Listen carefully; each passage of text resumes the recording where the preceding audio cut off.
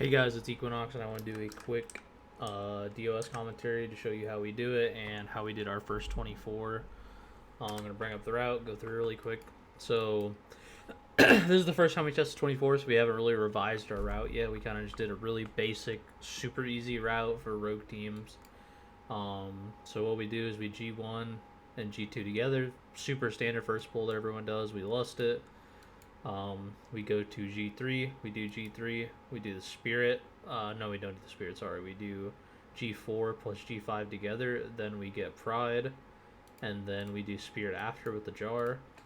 Then we get up to here, we Mind Soothe these. We Mind Soothe these if the Pat is far, or if we have Combust.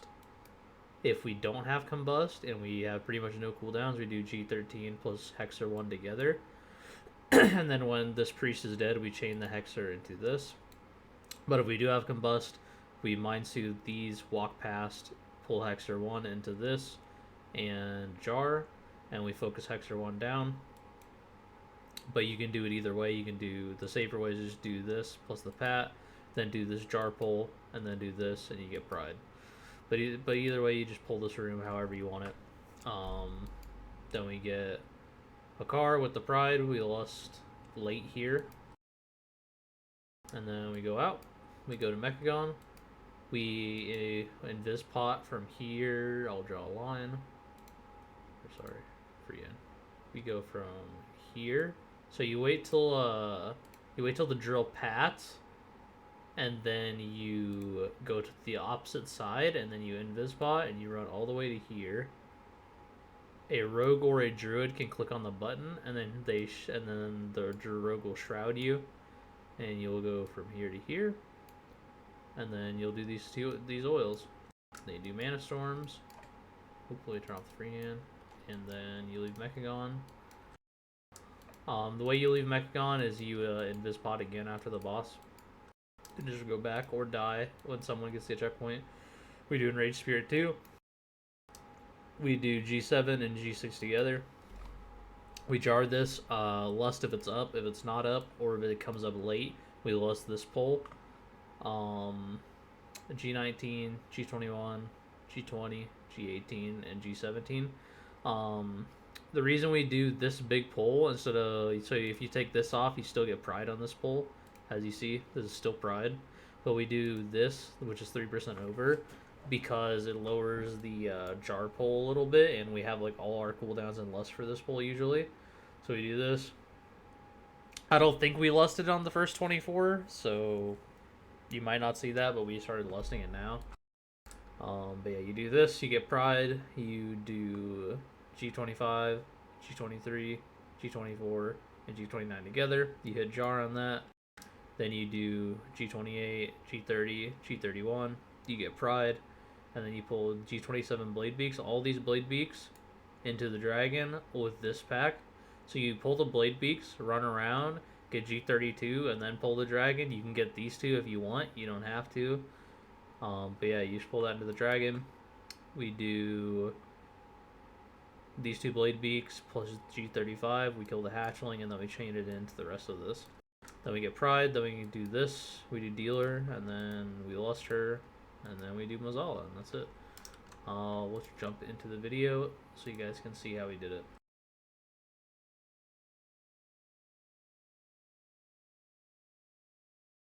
So like I said, first standard pull. So what I do on this first pull is I group it up, I call for the Hunter to kick that, Hunter kicks, speed taunt the Warlord in, and Zao on pull. Weapons of Order, Blood Spattered Scale on pull. I am saving Fort Brew for the next pull. I have GS. I save GS until my health starts dipping. I Celestial Brew when my health starts dipping and instantly blows up. Expel Harm when my health dips. Sweep. I don't remember if I belt. I don't think I belt when we lost. I rop it out of Sanguine. So this is from last 4 weeks, so...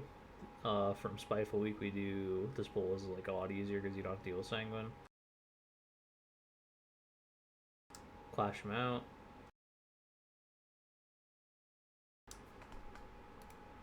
Oops, sorry. And yeah, we just finish this pull off.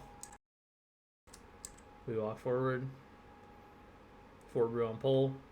High kick. I have GS, so I don't use my Celestial Brew yet. Celestial Brew there. Once my Fortified is about to fall off and GS is about to fall off, I use my Cardboard Assassin. And yeah, you just rotate your defenses on this pole. This pole is like the scariest one.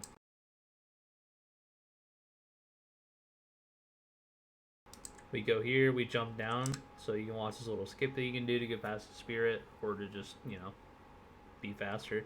Jump down here, pull that pack into this, make sure you watch your dispels, use Blood Spattered on pole.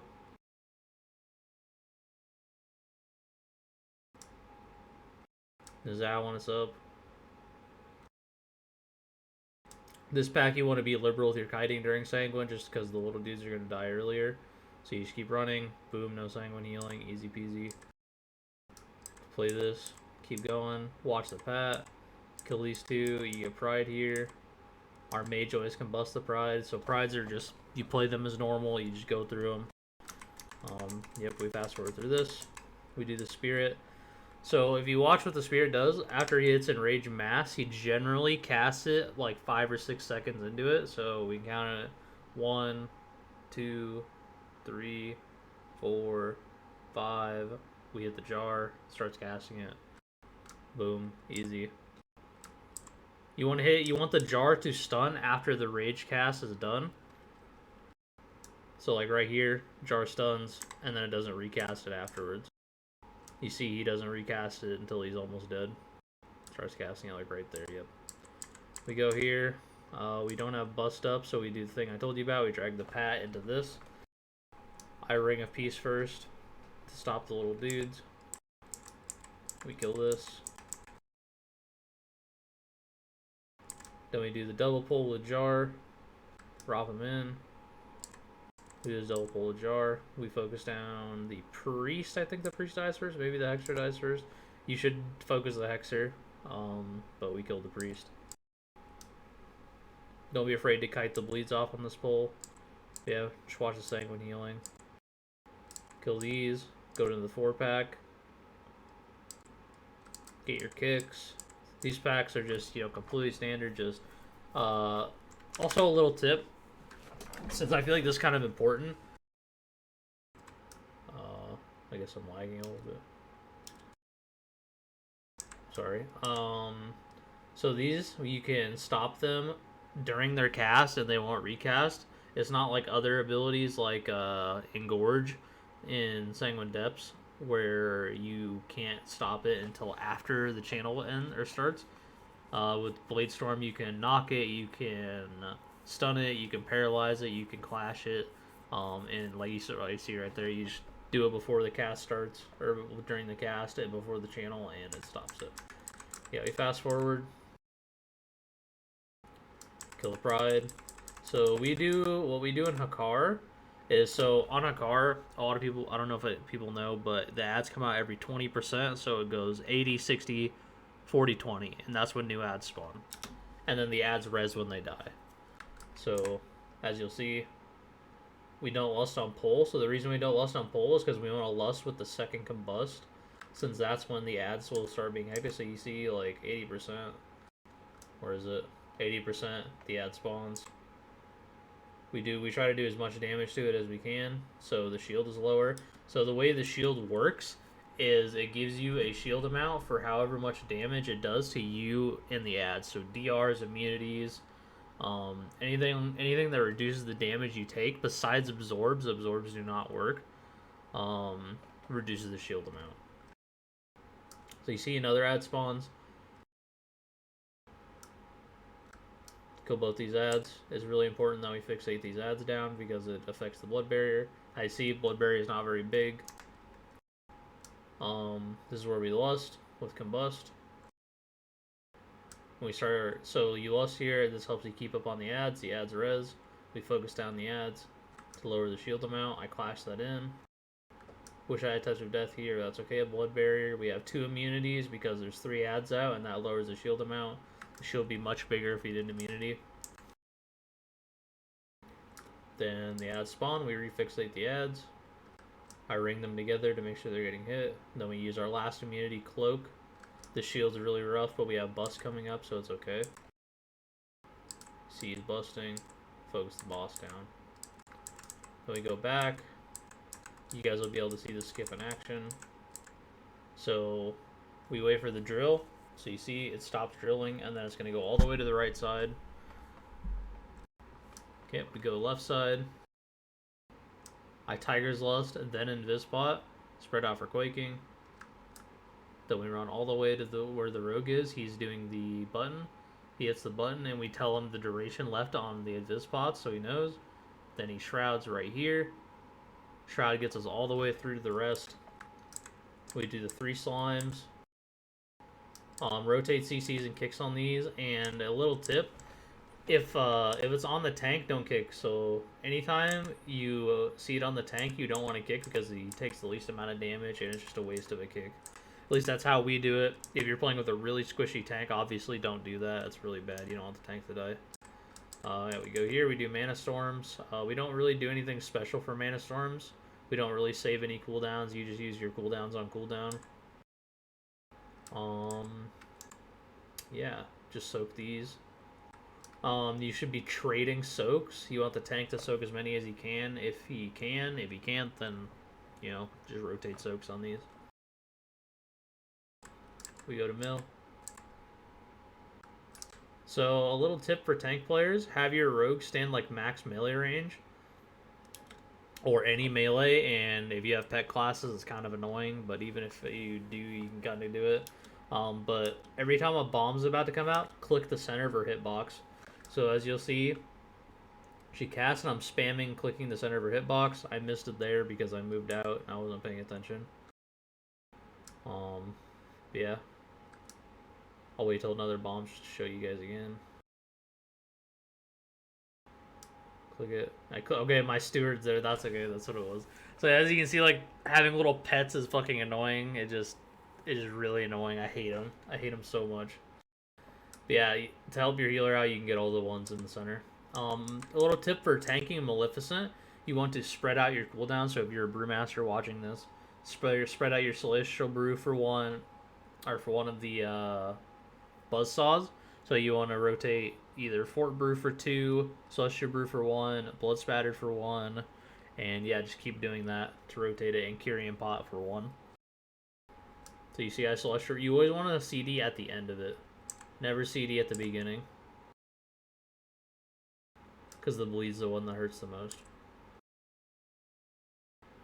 Yep, then it just repeats. You do the same thing over and over. The boss dies. So right here, we wait for Invispots to come back up, and then you leave again.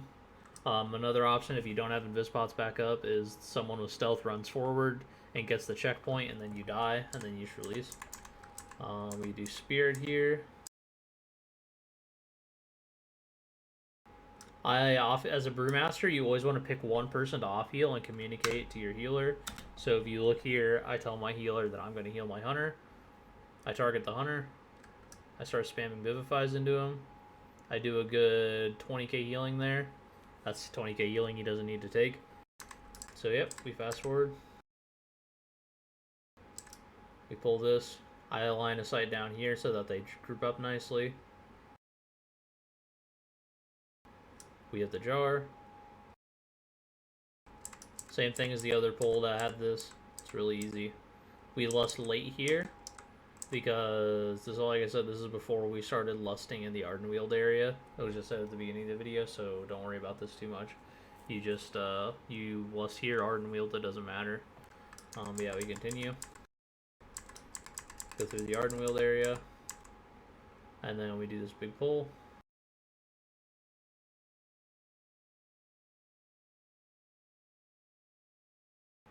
I always blood spattered first on this pull. So you always want to leave blood spattered and then celestial late. Mage is getting a shit ton of aggro here. And then we start kiting because we're getting owned. There's a lot of mobs.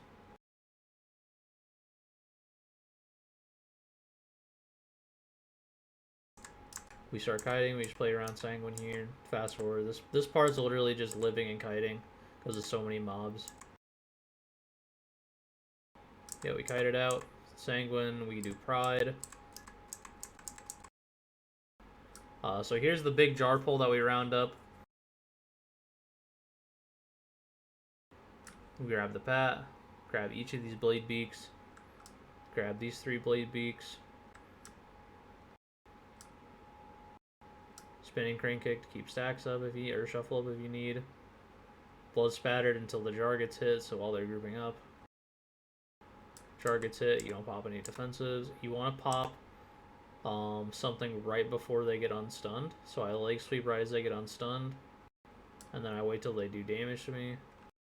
And then I'll Celestial Brew, most likely. Maybe I'll just kite.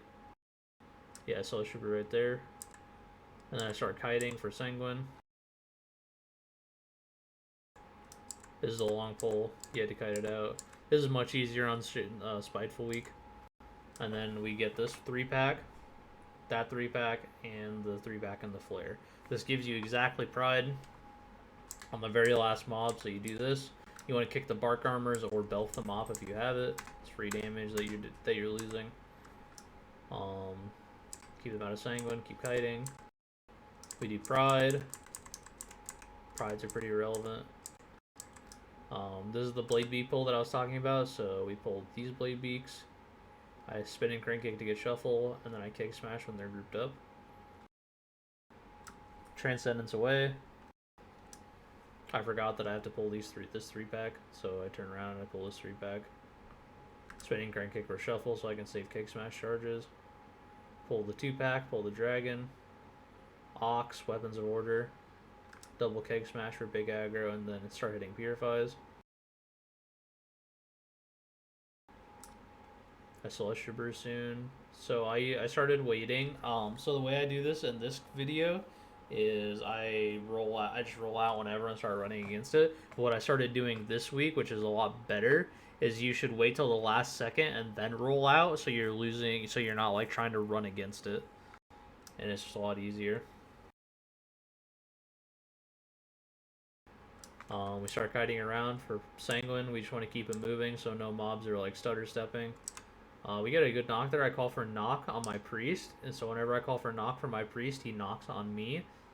And I call for the knock here, aim it away from the Sanguine, and then the suck happens. And the reason we do that is because the mobs are about to drop Sanguine, and if he starts casting Fear, why does the mob dies and he gets a full heal? We hate that.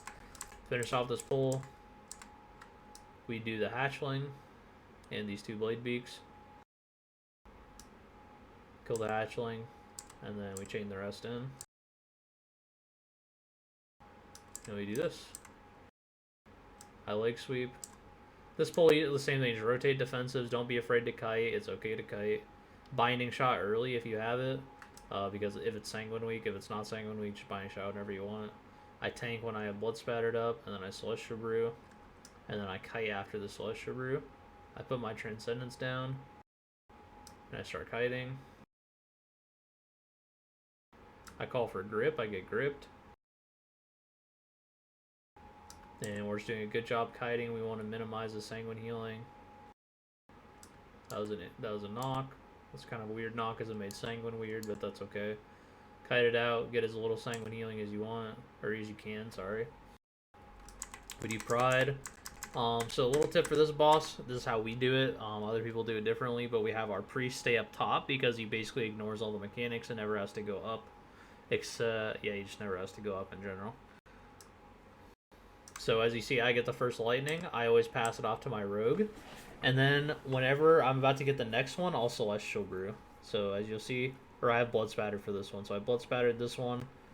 I takes no damage. And then I give it to my rogue, and he's going to cloak and take the explosion, and I'll go up on the orb. So the reason he cloaks is to reset his stacks. So he just takes it, cloaks, and then I come down. I take the next one, a Celestial Brew. Does no damage. And then I pass it back to him because his stacks reset. So you see it passes it back to him. And then he passes it back to me, and I'm pretty sure I Zen Med or Fort Brew. Nope, I just do nothing. That's weird. I should have Zen Meted that. And then I give it to our mage. and then I walk in at the last second. He went up late. That's okay. We heal him, and then I take it from him. Celestial Brew before. So this is pretty much all you use the Celestial Brews in this fight for, is to soak the Arcane Lightning, and then I give it back to my Rogue. Did he go back to our Mage? That's weird. Did our Rogue dip? Oh, I see why. Oh, okay, he's doing weird shit, I see. But yeah, I take it from the Mage with Fort Brew. I use Fort Brew that time. And then I go out the last second. Our Mage dies because his was too close. And me and the Rogue didn't go up at the same time. That's okay. We res him. I pass it to our Rogue, hopefully this time. Yep, I passed it to our... No, it's on our Hunter. Okay. Hunter passes it back to me. And we kill it. TLDR is rotate your... You can take it so many stacks as Brewmaster on this fight. It's so good. Brewmaster is so good on this fight. You want just rotate your Celestial Brew and your Blood Spatter Scale, your Fort Brew, and your Zen Med for each of the Arcane Lightning hits. We take this back. We do Mazzala. Me and the healer go front left. The Rogue goes front right. You guys are going to see a little trick in this dungeon. Or for this boss. You see me... So for Brewmaster players, you see me turn my back, look at my Bruce, then I wait for his autos, and then as soon as his auto finishes, I turn around for Soul Crusher. You can force a dodge on Soul Crusher this way. There's a secret spot right there on this platform specifically, where you can sit right here, still melee the boss, and not care about Master of Death. So feel free to use that, it's really good. Yeah, I keep my side turned. I keep turned, and then I turn to him to dodge. And then I keep the stacks up, facing away, and then I failed to dodge that one, that's okay. Failed to dodge that one, that's okay too. So, what I always say Phantom Fire for this ad, and Ox. I always use Weapons of Order on pole. And use Blood Spattered Scale for damage here. I try not to use it on the boss for defensive, because I just like to use it for damage, because it helps our helps us killing it. And then I Touch of Death it when it's low enough. Boom, our ad's easy. Our Hunter does not kill his ad because he's a Pepega, and we hate that. He kills it literally right before it phases, and he couldn't click the totem. But yeah, same thing, you just keep forcing the dodge. I should have turned my back right there. I could have forced the dodge on this. I don't know if I do dodge it. I do dodge it, but I could have not dodged it, and that would have been bad. It's not the end of the world. It's just, you know, not efficient. So you can dodge the melee one right here. You just can't keep damaging him. Like right here, I'm out of range. And then you walk back in. I messed up there. I could have faced him and dodged it. I keep turning around in between autos. And then he finishes auto. I turn around. He Soul Crushers. I dodge. We dodge this, we do the rest, and then we come back, and we just finish them off. So, the most important tips in this dungeon is literally just, don't be afraid to kite. It's completely fine to kite, especially in Ardenweald. It's the biggest thing is to live in Ardenweald. It's okay to kite in the Hakar hallway to drop your bleed stacks. And the biggest thing for Brewmaster is just playing around your Fort Brew and your Celestial Brew and maximizing it. In this dungeon, it makes the biggest difference in the world if you maximize your Fort and Celestial Brews. Just use it on the right packs and just rotate your defensives correctly. I hope that helped any Brewmaster tank or any tank in general looking to do this dungeon. And yeah, I hope you guys enjoyed the video.